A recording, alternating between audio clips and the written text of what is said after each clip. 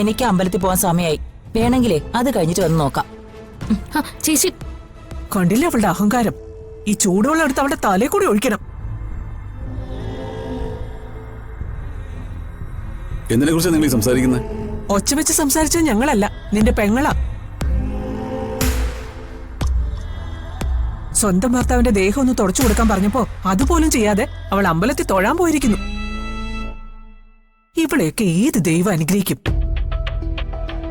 അല്ല, ഇപ്പൊ എന്താ നിങ്ങളുടെ പ്രശ്നം?